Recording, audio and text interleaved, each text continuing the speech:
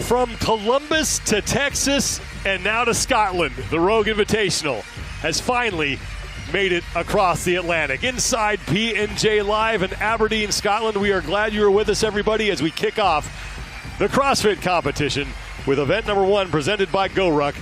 It is Quicksand. I'm Sean Woodland alongside Adrian Conway. And Adrian, we've been abuzz since this thing was announced that we would be coming to Scotland to have this field and this event in front of this crowd. I mean, it means something to everybody. Oh my gosh, it means something to everyone here. You talk to athletes, they're going absolutely crazy just through the environment alone. The majesty and the scenery, castles, haggis, toad in the hole. I mean, the list could go on, and we're about to get into some fitness. Got a busy day on tap today for the CrossFit athletes. They're going to face 3 events here on Friday, and then 3 on Saturday, and they'll close things out with 3 on Sunday. And of course, we kick things off with event number 1, presented by GoRuck. That is Quicksand. We got North Sea Tiger coming up, and then Braveheart. Gotta love the names. Later on today. The men are going to be out first, and this field is absolutely loaded. Pat Vellner is the defending champion. He's won this competition twice. Justin Medeiros is back in action at the Rogue Invitational as well.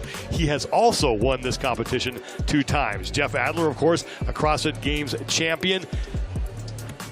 Noah Olson coming back to individual competition. Dallin Pepper, he was on the podium at the Games this year. Brent Fikowski, of course, announcing his retirement after this event. This is the last time we'll see him in individual competition. And James Sprague, the man who won the CrossFit Games this year, also in the field as well, looking to follow up that great performance that he had in Fort Worth with another solid outing here in Scotland. So Quicksand, I'm going to date myself with this reference. It's a choose-your-own-adventure book here. You're right, Sean. It's going to be 10 rounds. The athletes are going to get to pick which sandbag they move to the opposite end of the arena first, and then throughout the 10 rounds. And each time they move, they've got to travel 400 meters. Now, the caveat to this is in the first 5 rounds, they're going to be weighted with a rucksack at 30 pounds. And after those 5, they can peel it off and then continue on weightless for the rest of the 5 rounds remaining. Kiki Dixon is the 3rd member of our broadcast crew, and she is down on the competition floor. Kiki? Sean, you're right about that regarding the choose your own adventure when it comes to the sandbag strategy. We have a variety happening here. Some of the athletes like Ricky Garrard are thinking, hey, I'm going to go with the lighter bags first. Others, such as Chandler Smith, are thinking those drag bags make more sense while wearing the ruck. It's going to be exciting and fun, and I know I'm saying this now, but as we've seen before, anything can happen here once this event gets started. Should be fun. Thank you, Kiki. Whole lot of equipment out on the floor here. Here are your lane assignments for this first of 2 heats. Guy Majeros will be down there in lane number 9. Georges Caravis, a man who made it to the Rogue Invitational courtesy of the online qualifier. Chandler Smith, another guy who's coming off a team performance at the CrossFit Games. He'll be in lane number 5. Definitely want to keep an eye on him here.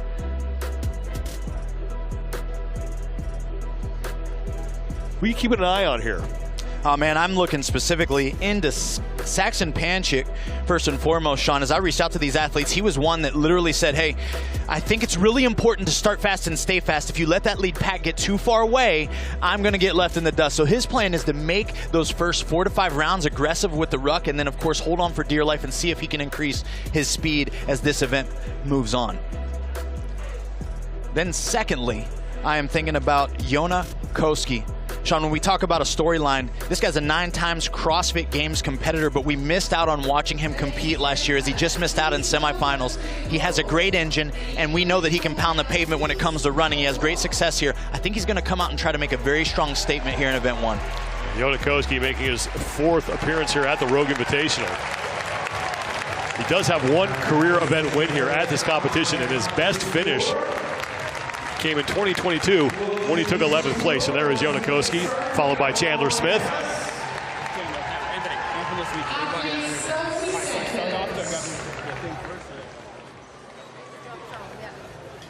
The athletes will complete the first 5 rounds with that 30-pound ruck. After those 5 rounds, they shed that thing, but they still have to deal with all the sandbags out there. This is going to get really interesting to see who employs what strategy, what approach here, as you heard Kiki say.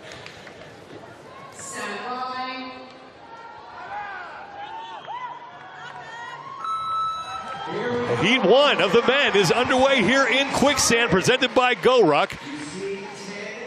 Got to pick something. Take it into that red box, run 400 meters, and Chandler Smith going with the drag bag right off the bat. And he's going to be the last man done with that first carry. Let's talk keys to an event that it's kind of figured out as you go here. It is figured out as you go, but we already see one of our keys put into practice here. It's pick your poison, Sean. These athletes have the opportunity to navigate all 10 sandbags the way that they want. Some are going to be dragged, some are going to be picked up, some opted for the heavy one as we saw Chandler Smith early, and some started light. And then, of course, it's the strongman shuffle. These athletes aren't running that 5:30 and sub pace that we're often seeing them run in a mile time trial. This is weighted here in the first 5 rounds, and then they're going to settle into that weightless run in the latter 5. Georges Carabas was the man who was out front, but he's not necessarily in the lead because they have to come back and return to their lanes. Saxon Panchik behind him.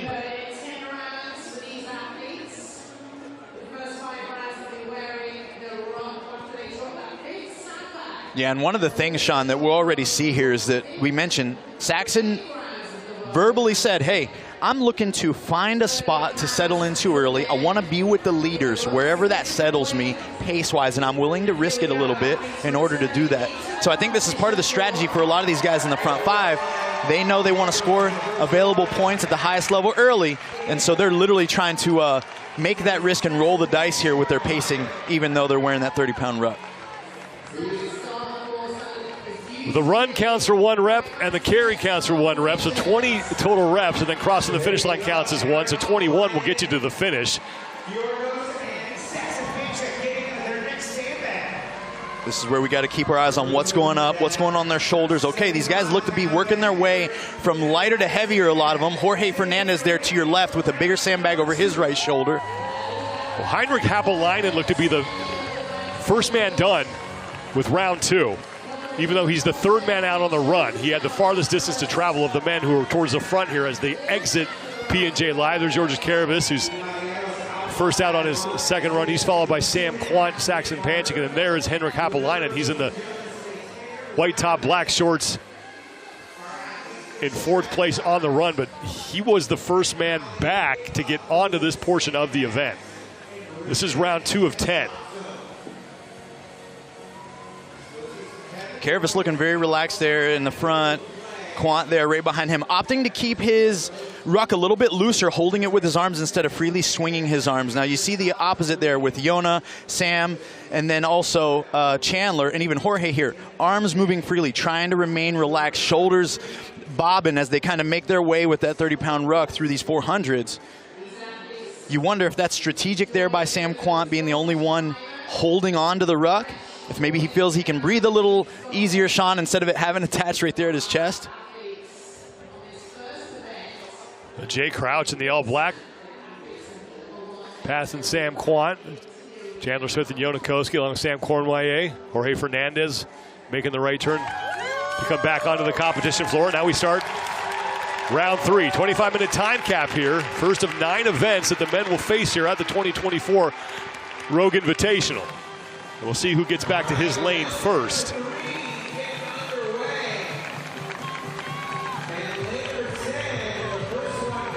Well, Jay Crouch and Heinrich Happelainen, your top 2 right now. As Crouch made the turn down the floor, he'll hoist up one of those jerry cans. Happelainen shouldering one of those larger sandbags. Sam Quant, he's decided to carry that jerry can to his side. Doesn't matter how you do it, you just got to get that thing into the box. 3rd run here, 3rd 400-meter run. Remember, the first 5 with that ruck, last 5 without. Georges Carabas followed by Jay Crouch and Sam Quant. But Crouch looks to be in the lead here, as Carabas is the closest man to the exit on the run. Yeah, and this is another unknown and unknowable here, Sean, is the simple fact that the athletes are a la carte picking their poison, as we say, with the bags they select. They actually don't know how much they weigh. You know, they're making the assumption based on the size and the shape at which one's going to be the heaviest one. So they don't necessarily even know. That information hasn't been disclosed to them. I mean, that makes all these guesses that we're seeing every round that much more interesting or intriguing. Jay Crouch is on the right side of your screen. He's ahead of Georges Caravis, and Crouch is your leader right now in the heat in his second appearance at the Rogue Invitational. He was 9th in 2023. Yeah, Jay, a young athlete coming up through the space. We've gotten to see him mature through the years, work on physically his strength, his ability to move barbells and external loads. I like what we saw from him here in these first 2 rounds was almost like, hey, I'm going to see who the leader is and how they pace this thing. And then he just worked his way up through, really showing us a clean burst here into the 3rd round. Crouch followed by Georges Caravis. And then it's Haapalainen, Quant, and Chandler Smith. Smith trying to gain a little ground as he inches ahead of Sam Quant. There's Sam Cournoyer and Panchik behind him. Koski and Fernandez. And Haapalainen is going to be the 2nd man right behind Jay Crouch. They're your top 2. Caravis is in 3rd. Now Crouch is done and he's out to the run. And what was interesting there about Jay is that looked to be a drag bag. There was a handle there he could have extended and walked with that thing. He chose to shoulder it and get moving, which seemed to be, in comparison to what we saw Chandler Smith do on that first round where he dragged it, a lot faster. So I think that saved Jay some time. So this is round 4. Yep. They'll have one more 400-meter run with the 30-pound ruck. The top 3 at the end of that round were Crouch, Haapalainen, and Chandler Smith was starting to gain a little ground too. Yeah, and if you watch this sport often, you understand we got a heat that's just back there warming up. Another group of 10 individual men just watching the times, watching the splits. And I'm sure Jay is more than aware of that, putting himself now in a position where he's really starting to pull away from the rest of the pack here in Heat 1. This is a big-time strategy move where he's got to dig deep throughout the rest of this, regardless of how it falls out, just because he knows there's some guys waiting to beat his set time. Crouch back in, and he'll be out on the competition floor here in just a second. He's all by himself in the lead. Now Haapalainen and Smith working their way into the building. Georges Caravis there as well in the black shirt. Sam Cournoyer. Now Crouch back into his lane, making the turn.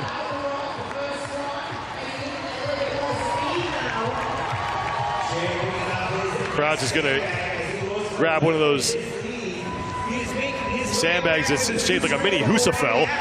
Shoulder that, drag it into the drop zone. Chandler Smith and Heinrich Haapalainen are neck and neck for 2nd place, and Sam Cournoyer is just about even with them. So Cournoyer in 3rd place as Haapalainen and Smith are tied for 2nd right now. And now the rucks are off, and Chandler Smith is trying to track down Jay Crouch. It was a very obvious change of posture there, Sean. Dropped the ruck into a more aggressive set run pace there by Chandler. But I think we saw the same thing from Jay Crouch there in the front. It seemed as though he matched it. Henrik Haapalainen was happy to let Chandler kind of take the lead here, and I'm sure he's just going to try to cling to his heels as best he can.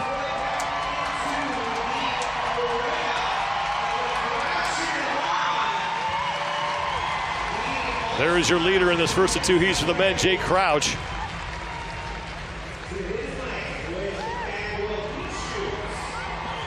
We're 5 rounds down, and we're in the back half of the event. One of the questions that I'm pondering right now, did Saxon give himself room to make up the distance? He talked about trying to stick closer to the leaders, and now we see him trying to make a move here from the back of the pack in this particular heat, and I wonder if the leaders have pulled away too much for him to close that gap. Here comes Jay Crouch, maintaining the lead that he opened up early on in this event. Chandler Smith in 2nd. Guimayeros is now just getting back out on the runs. He's fallen way back here in heat number 1. Crouch makes the turn, heads back to the bags. Here comes Chandler Smith, who looks like he's overtaken Haapalainen for second.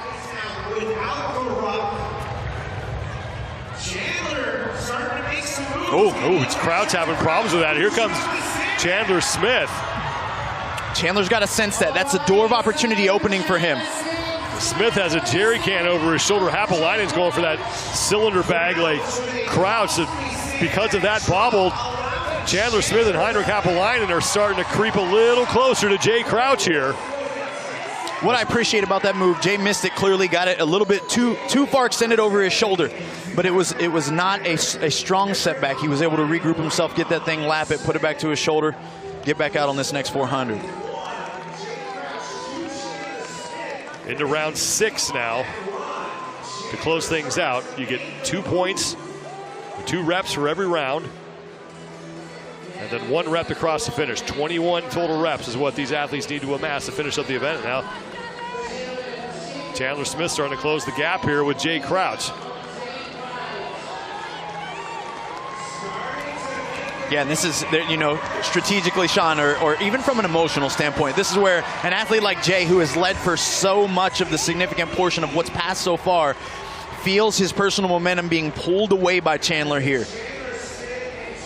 Now remember, they have to go back to their lanes. So Crouch may still be slightly ahead of Smith here. But Smith is certainly managed to put some pressure on Jay Crouch. That lead is no longer a comfortable one.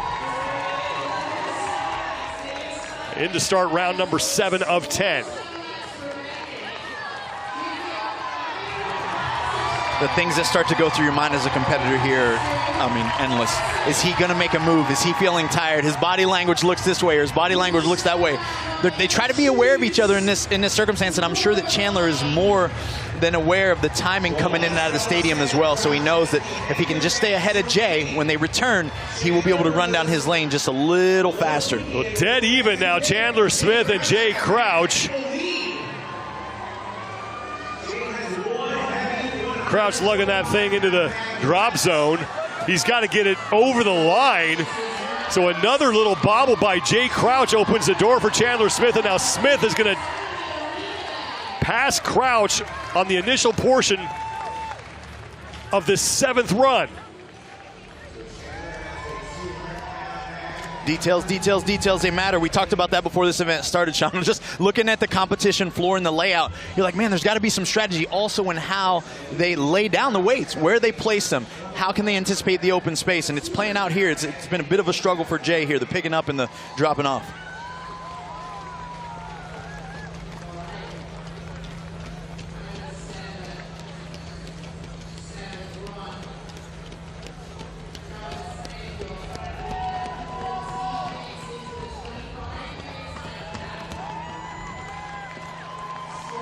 Smooth cadence for both these guys leading the pack here. Almost a forward fall type momentum in their running strides. Chandler Smith making his 6th appearance at the Rogue Invitational. Back in 2019, he finished 5th, but at the time, that was a qualifying event for the games. And that performance got him to the CrossFit Games in 2019. He was 13th here in 2023. Now looking to set the early pace here, first of 2 heats, as now we get into round number 8.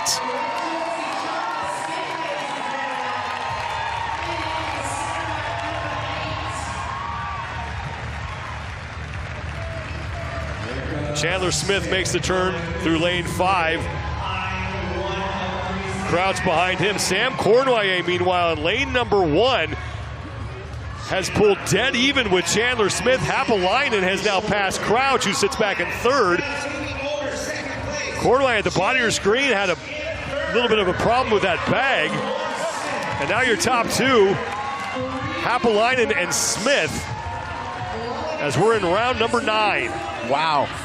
Henrik Haapalainen, one of those athletes that was like, hey, I'm looking forward to this one. I don't know how good this will be for me. And he's executing at a really high level. He tried to settle back a little bit early. Clearly, he's had some clean in and outs with the bag pickup and the bag drop off, and now he finds himself in 2nd place in this heat. Great execution by Henrik thus far. Chandler Smith, Heinrich Happelainen, and Jay Crouch, your top three. Sam Cournoyer is also pushing for a spot inside the top three in this opening heat.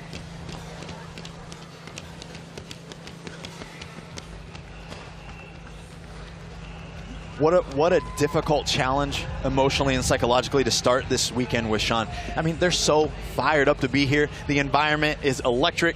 They're in Aberdeen. You know, it's one of those things where they've got to start with this composed understanding of not how the first 5 rounds are going to go, but of course the back half. And that's a tall task sometimes. Pacing is hard. Happelainen is going to make the turn down his lane earlier than Chandler Smith. They look to be about tied right now.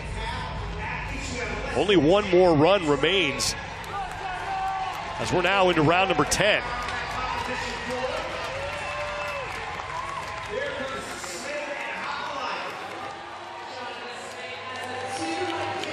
So we're in round 9 right now.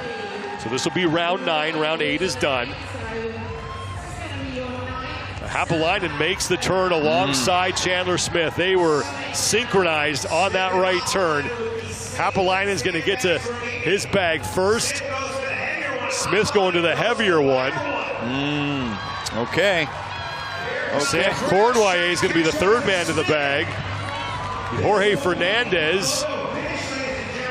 And now Jay Crouch managed to gain ground on Chandler Smith. So Smith going with that heavier bag slowed down on the transition, but he should have a quicker time with his final bag here in round 10. That's right. And right now, what he's got to be thinking, if we're Chandler, he's got to be making his moves so that he will have that opportunity to get to his bag at the same time. If he's slightly behind, that's going to give Henrik an opportunity to shoulder that heavier bag, and then they'll be neck and neck on the last run as well. And here he goes. Here comes that man in orange. Remember, Happelainen's lane is closer to the entrance than Smith's. And Jay Crouch managed to get himself back into the fight for the top spot on that last bag carry. Jay, a little pushing for the space there, that inside lane. There are your lane assignments. You can see where Happelainen's is they're going to come in on the left side. So he's 2 lanes ahead of Chandler Smith, 3 ahead of Jay Crouch.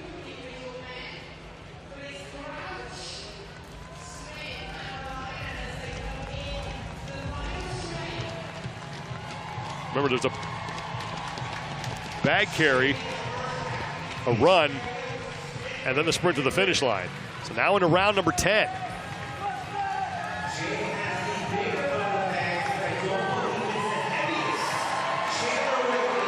All right, we've already seen Jay also struggle, Sean, with the bags. He's got to have a clean entrance and exit from the stadium here if he wants to be able to hold on to his position. I think Chandler Smith is going to have the lightest bag on the floor here. And Crouch is back in the lead ahead of Happelainen and Smith. Cournoyer's back and forth. He's at the bottom of your screen. Smith has the lightest bag. He's got that on his shoulder, and Crouch having a problem with the drag bag. Smith has overtaken Happelainen now for first place, and now out to the final run, and Chandler Smith has the lead.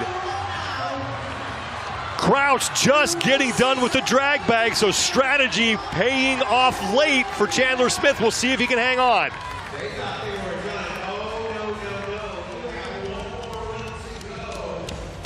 Sam Cournoyer, meanwhile, has a chance here as well. Yep. Cournoyer, his lane is the closest coming in. So Sam Cournoyer putting on a late charge here. We still have the sprint to the finish. Wow. You can see Cournoyer's lane. That's on the left side. Right. He's going to get there earlier than Happelainen and Smith. And I'm sure Chandler has to be aware of that, the way they've been entering and exiting the stadium, knowing he's got a little further to go. But it's up to Sam right here to keep the pedal to the metal and keep these guys just behind him at bay, and he'll be in a great situation to come off this heat with a dub. That's Guy Mayeros who's getting lapped right now. And Chandler Smith starting to pick up the pace. Sam Cournoyer trying to hold him off. And now back into the building. All this work, it's going to come down to the sprint to the finish. That's right, and Chandler's going to have to fight off Henrik too. because Henrik's going to get to his lane just a touch earlier. Cournoyer is in lane number 1. He'll head down the floor first. And here comes Sam Cournoyer, sprint to the finish, and a late charge from Sam Cournoyer is going to pick up the heat win. Heinrich Haapelainen will finish second, and it's Chandler Smith in third, and now Jay Crouch looking to lock up a 4th place result. What a way to get the ball rolling at the Rogue Invitational. Jorge Fernandez is in. Now Saxon Panchik is coming across. That was a perfectly paced race for Sam Cournoyer. Didn't lead until the final lap.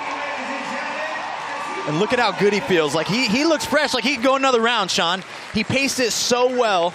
He had enough explosivity and power left in his stride to take that final turn and just keep the rest of them. Henrik Haapelainen too, man. I'm so impressed with the way that he executed that long duration, clearly heavily weighted on the run side event.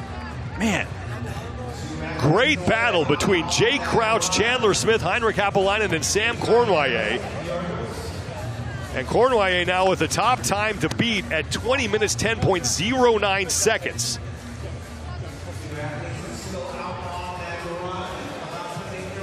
Guimaraes and Jorius Karavis are still out on the course. Sam Cournoyer in his first appearance here at the Rogue Invitational starts off with a heat win.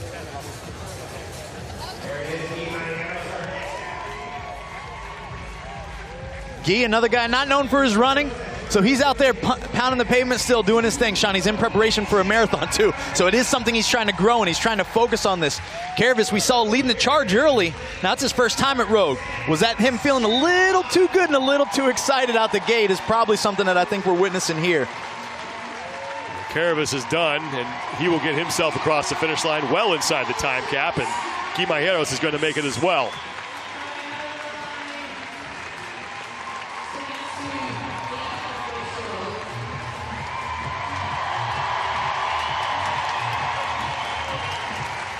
Crowd saluting Guimaraes, and he is in, and it's Sam Cournoyer who takes heat number 1, 20 minutes, 10.09 seconds, and paced it perfectly.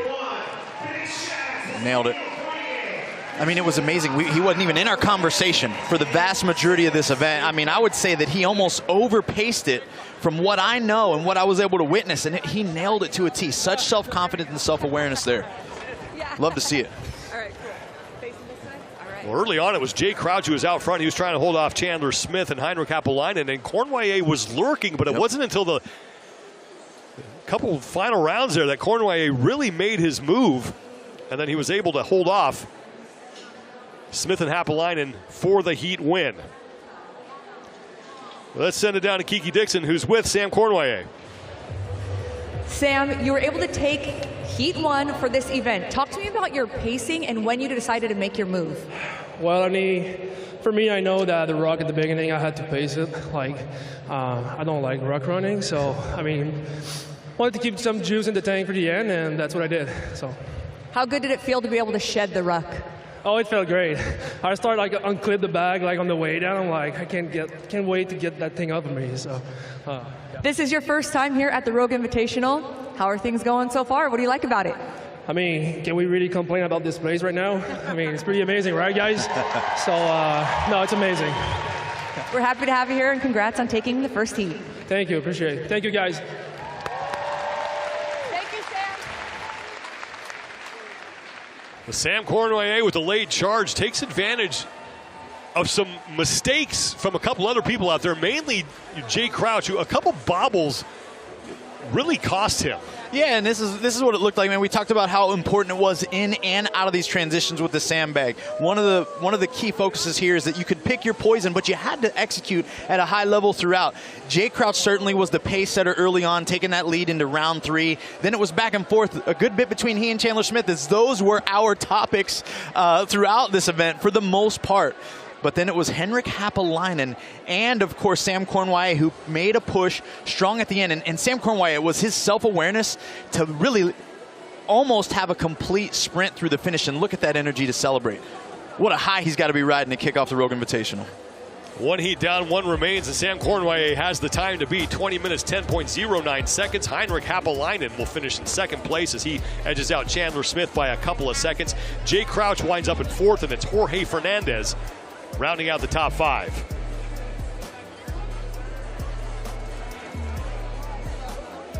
Heat 2 up next as we get the floor reset.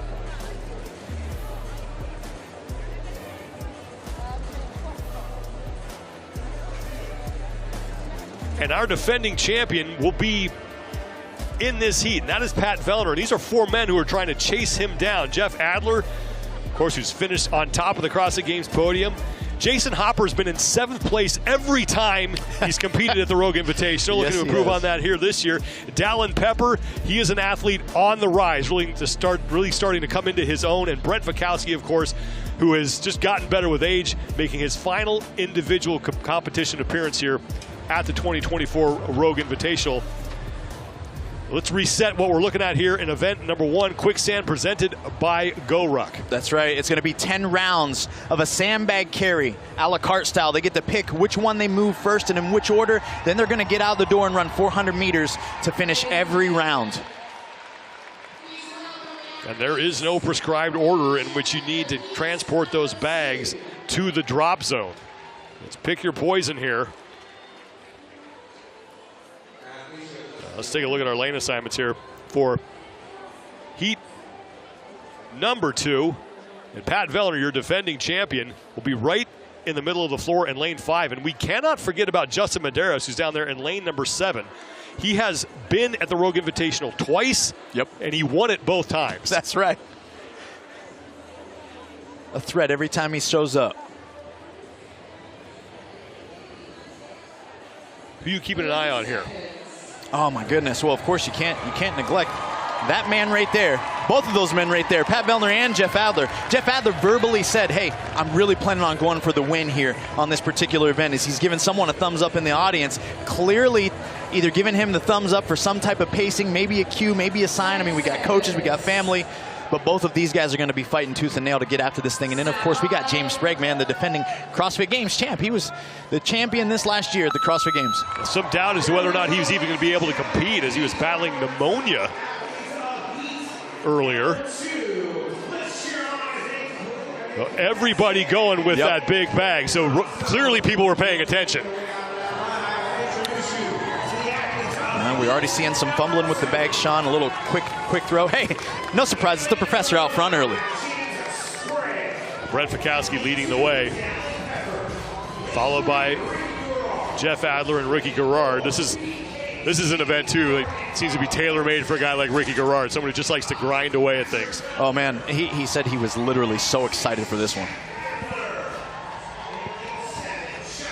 Well, you know one thing about Brent Fikowski, he is definitely going to have a plan here. Noah Olson there in the light blue shirt. Next to him is Jason Hopper, but Noah Olson just did an Iron Man. There's James Sprague, your CrossFit Games champion, and again, some doubt as to whether or not he would even compete. Dealing with pneumonia earlier, and said he was ready to go, so he made the trip over. Yeah, I mean, it's amazing to see him out there on the competition floor. He's fired up, excited to be here. We see him towards the back. You'll watch him notice him gazing down at his wristwatch. He's paying close attention to his heart rate, and I don't think it's necessarily a byproduct of battling pneumonia. It's part of his strategy with his coach, with his team, so that he can obviously have a faster finish once they get an opportunity to drop that ruck. Brent Fikowski and Jeff Adler, the first 2 men. Back in are probably Ricky Garrard and Jeff Adler. Now Fikowski makes the turn. So Garrard is in the lead ahead of Adler as we start round number 2.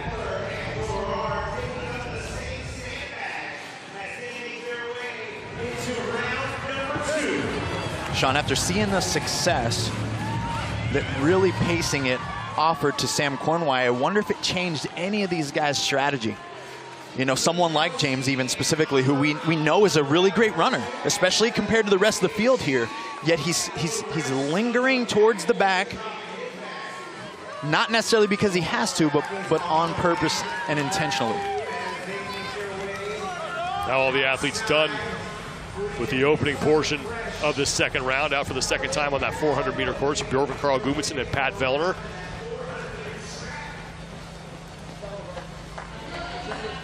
Adler and Gerard leading the way here in heat number 2, trying to track down Sam Cornoyer's time of 20 minutes, 10.09 seconds. Saw Adler just glance at his wristwatch too. Again, probably checking heart rate, maybe even mile pace, something preset.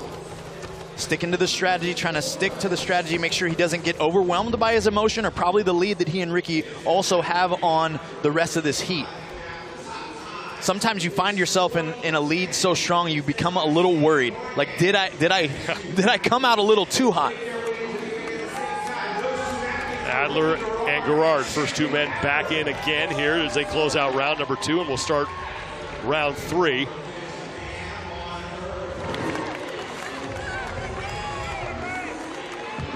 saw Ricky taking a look down at those bags, probably trying to figure out which one he's going to grab next.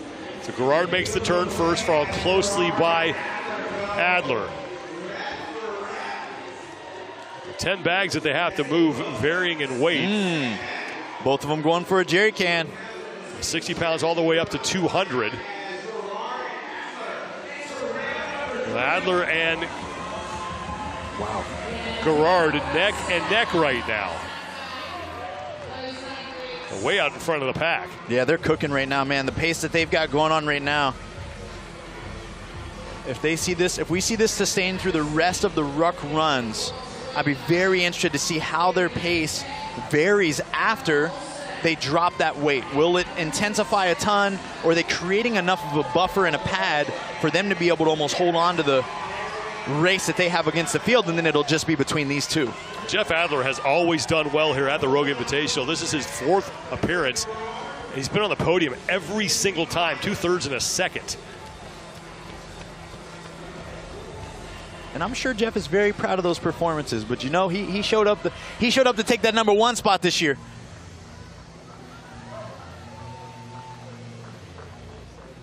Jason Hopper followed by Brent Fikowski. See Pat Vellner in there. Bjorn Gudmundsson, Sprague and Pepper. And there is Justin Medeiros, 2-time Rogue Invitational champion, falling a little bit off the pace here on this run. We had the strong women, we had the strong men, and now our elite CrossFit athletes taking on this first event. Hopper, Fikowski, BKG, Vellner, Sprague, Pepper rounding that corner. As I mentioned, Jason Hopper, every time he's been at the Rogue Invitational, the 3 times he's been here, he's finished 7th every time. The Gerard heading back to the bags to open up round number 4.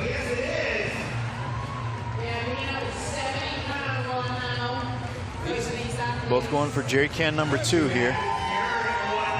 Done at the same time. So Adler's been able to gain ground on the bags, but Gerard has been able to make it up on the run. And now the rest of the field here in the second and final heat. Back to the floor, James Sprague and Jason Hopper. Hopper at the top of your screen. Wow. Sprague on the bottom of the screen, being the only one today to carry it right there on his belly. Just get it there quick, get it to the other side and drop it. Everyone else opting for that shoulder carry. Yeah, Vellner and BKG in the middle there. They're done, and they're out of the run.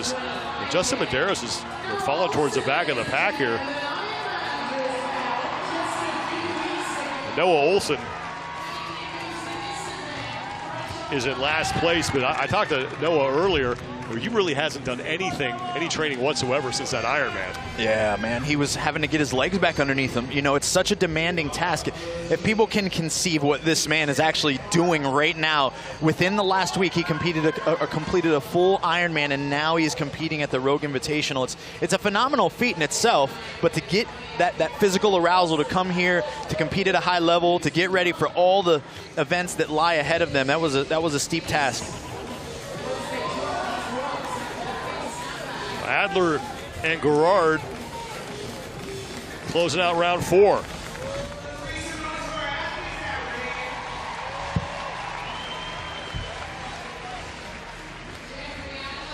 We talk about it a ton, man. Virtuosity doing the common uncommonly well. They made these 5 rounds with these 30 pounds look way too easy, and it's easy for us as we're sitting up here to watch it and take it for granted. The level of fitness that's being exhibited by their runs with the ruck and their ability to pick up several hundred pounds and move it the length of the competition floor with the effortlessness that they have, it's just impressive. So now they're through 5 rounds. They've been going so fast I lost track of the rounds. So the ruck is now off. We're halfway through for Adler and Gerard. And it's a 2-man battle between them for first place in this heat. Again, the time to beat is Sam Cournoyer, 20 minutes, 10.09 seconds. And it seemed like they were right there with the same approach in mind, Sean, where they wanted to get the bags that they could pick up quick while they were wearing the ruck and almost break the will of the rest of the heat. I mean, their lead is so far removed from the thick of the pack here that it seemed to be completely strategic to break away early and stay away late. Well, there's Justin Medeiros who's ditching his ruck. It seems as though he's done a great job at least closing the gap on the majority of this heat as well. Yeah, Brent Fikowski's fallen off the pace as well. He's towards the back. There's Jason Hopper checking the time.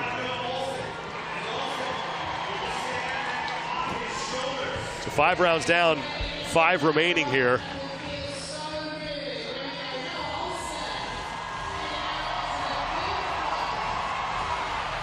And Jeff Adler starting to put a little distance between himself and Ricky Gerard without that ruck.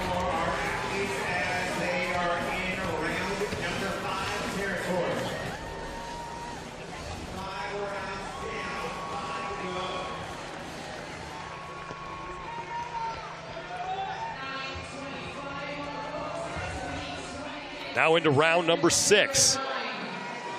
So still pretty even between Adler and Gerard.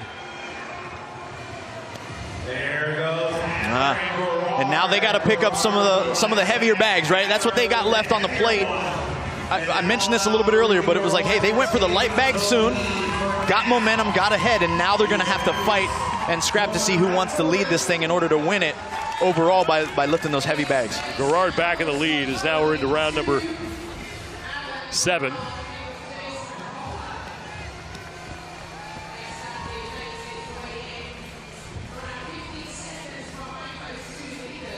And it's Ricky Gerard and Jeff Adler and pretty much everybody else here in heat number 2. Not nearly as close as we saw heat number 1. A 4-man battle there for the top spot throughout the entirety of that heat. Much different story here in heat number 2. You see them talking back and forth, huh? This is, they knew this was a situation they'd end up with. They're either talking like, hey, this is the mile pace that we're running, or this is where we're at, or it's about, hey, it's about time to get scrappy, right? Like, we knew we wanted to pull away from the crew early. We use each other in order to do that now. Me versus you, buddy. Here we go. I mean, Jason Hopper is the man in 3rd, and he's just getting back out onto the course here.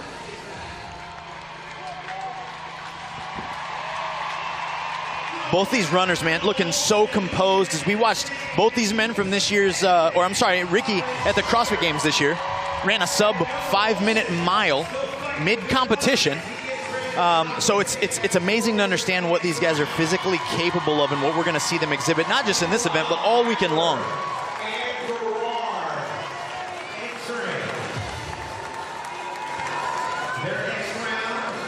We watched Jay Crouch, Sean, fumble that bag a couple times. So every time they turn this corner and get ready for a bag, my heart rate starts to spike, and I'm like, what's about to happen? Gerard going with that bigger bag.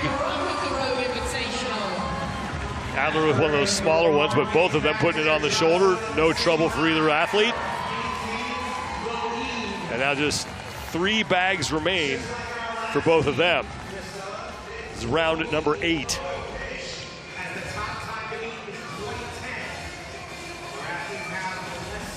Closing out round 7 and going into round 8. Yep. Now Sprague coming back in. Jason Hopper is back out on the floor. He's getting ready to head back to the bags. Fikowski's really made up that gap that looked like it was beginning to be created between he and the rest of the pack. So he's closing the gap on the guys up ahead, Vellner and Sprague. Jason Hopper's trying to hang on to 3rd place. Sam Cournoyer That top time, bottom left-hand part of your screen.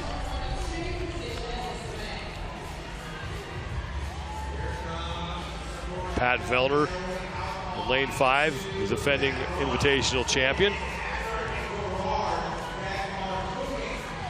Justin Medeiros as well is done. He's heading back out on the run. Most athletes now with just 3 bags remaining.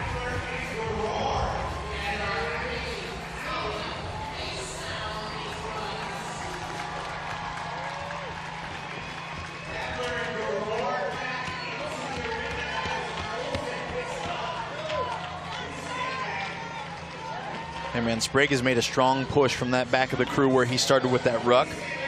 Looking smooth and composed. I think this is really honestly where one of those moments for him coming off of that sickness that he was battling, right, where he has a chance to show some of his highest level capacity, which is running unweighted against a field of men just like this. Gerard and Adler are still dead even now with 2 bags to go. So into round 8 here.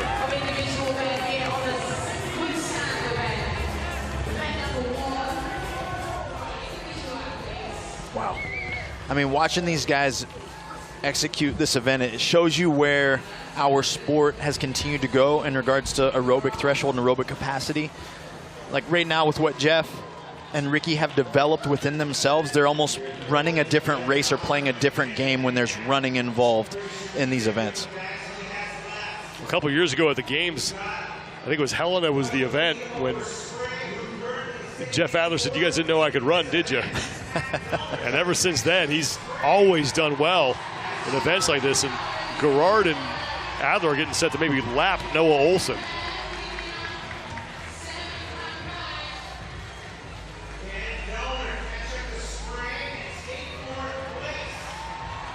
It's an interesting consideration for just training the way we train that intensity. These two have been able to be in the bag of mixed modal training. They're doing CrossFit at a high intensity. Noah's had to elongate his training domains and of course get ready for that Ironman. And I think the fruits are in the preparation here. Well, Ricky Gerard's lane is closer than Adler's.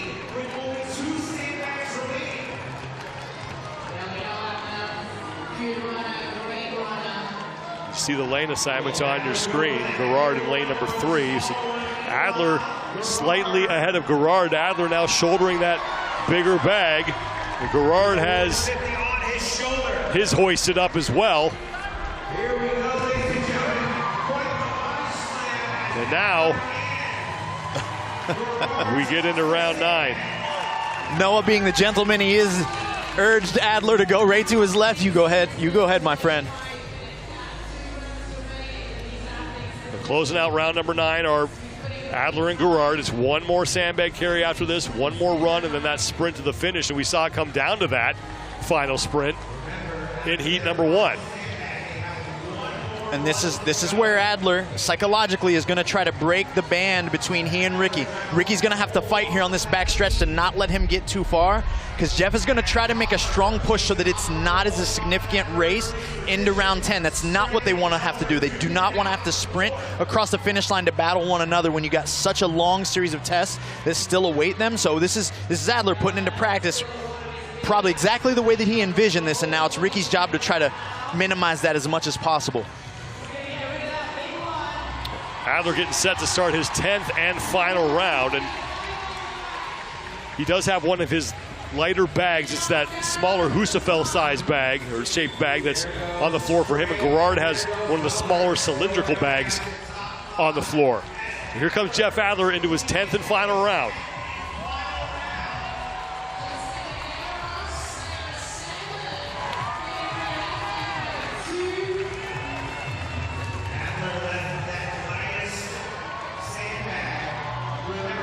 All right, we've got to have a clean pickup, clean drop. Adler's got it on his shoulder. Gerard hoisting up that cylinder bag, and Jeff Adler now has his biggest lead of the event over Ricky Gerard. His final 400-meter run as Gerard now just made the turn. He's ahead by about 4.5 or 5 seconds, knowing also, Sean, that Ricky's going to be able to turn into his lane just a fraction sooner. The question is here, can Ricky close the gap here? A great lead for Adler. Wow. Here comes Ricky Garrard. Two should pass each other here in a second. Adler makes that turn back home first. Looking to pick up an event win here. 20 minutes, 10.09 seconds is the time to beat, and Adler is just demolishing that at this 5 minutes. Yeah, and it's honestly offensive how smooth these men are running, man. It's just how easily they are making it look. Adler continuing to build speed, not really even letting his foot off the gas, understanding that he wants to keep urgency all the way through that final turn there and as he enters the stadium.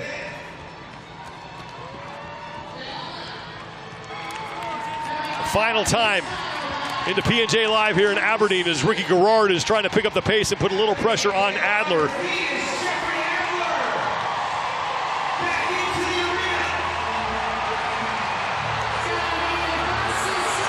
Sprint to the finish now for Adler. Garrard has put it on the gas. Garrard's got a shot. I think Ricky may have gotten it. Late charge from Ricky Garrard may have just edged out Adler at the finish, and it is Garrard by 0.2 of a second. Oh, baby. Keep your foot on the gas.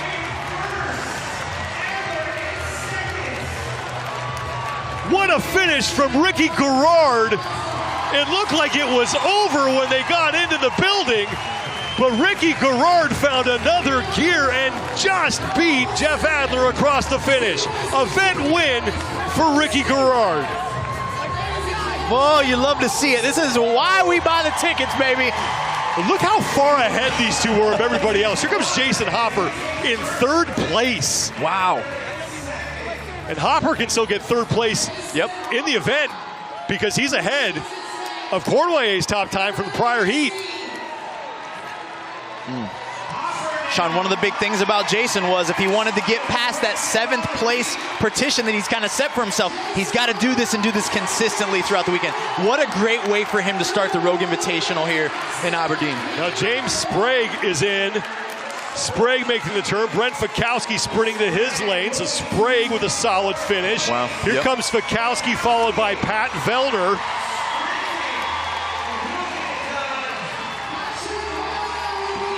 And now Dallin Pepper is across the finish. Jorgen Carl Gudmundsson getting set to come across. And now Justin Medeiros is back in for the final time.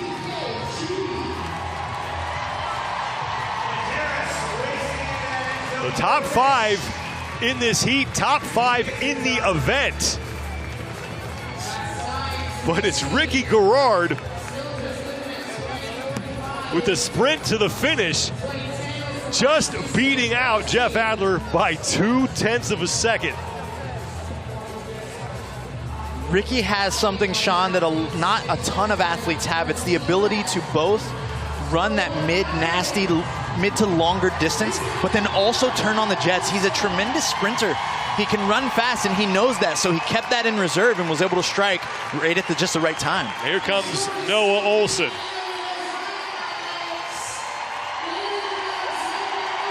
Crowd favorite pretty much anywhere he goes. Hey, come on, Noah. And he is in.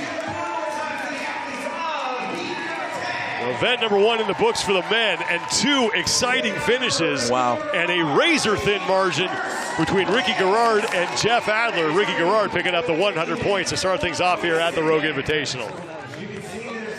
And I mean, from the moment we started this race, it was Mr. Adler putting on a clinic, showing that high-level aerobic capacity that he had. And it was back and forth for a bit of the middle between he and Ricky. Jeff passing Ricky after they, of course, dropped the rucks and getting out there. But it was Ricky Garrard who had the confidence and self-awareness to know that even at this point, where it looked like Ricky was 5 seconds behind, he closed the gap, and what a sprint to the finish.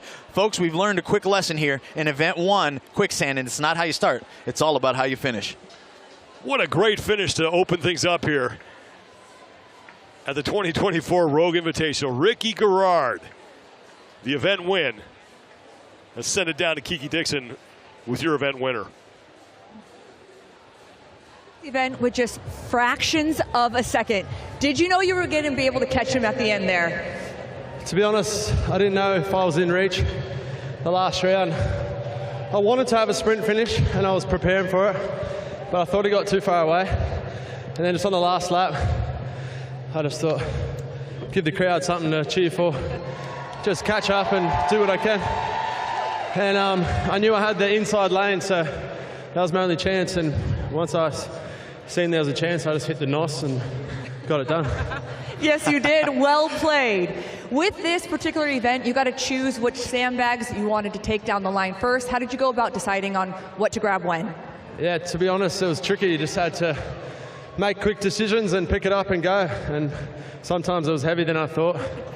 But you just have to deal with it and keep pushing on the run and yeah, fight for the win.